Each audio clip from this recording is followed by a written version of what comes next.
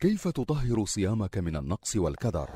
كيف تدخل السرور إلى قلوب الفقراء والمساكين ليفرحوا بالعيد كما تفرح؟ تأمل هذا الأثر. عن ابن عباس قال: فرض رسول الله صلى الله عليه وسلم زكاة الفطر طهرة للصائم من اللغو والرفث وطعمة للمساكين. وزكاة الفطر واجبة على كل مسلم عن نفسه وعمن تلزمه نفقته كزوجته وأولاده، إذا كان يملك ما يزيد عن طعامه وطعام عياله ذلك اليوم، فلا يشترط أن يمتلك نصابا معينا من المال. والقدر الواجب عن كل شخص صاع من كل حب وثمر يقتات الناس عليه، كالتمر والأرز والعدس. عن ابن عمر رضي الله عنهما قال: فرض رسول الله صلى الله عليه وسلم زكاة الفطر صاعا من تمر أو صاعا من شعير على العبد والحر والذكر والأنثى والصغير والكبير من المسلمين، وأمر بها أن تؤدى قبل خروج الناس إلى الصلاة،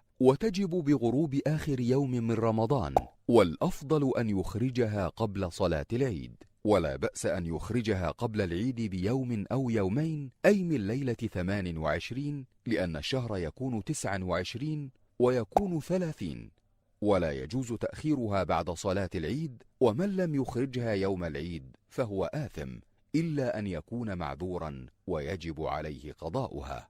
فبادر بها عن طيب نفس واحتساب.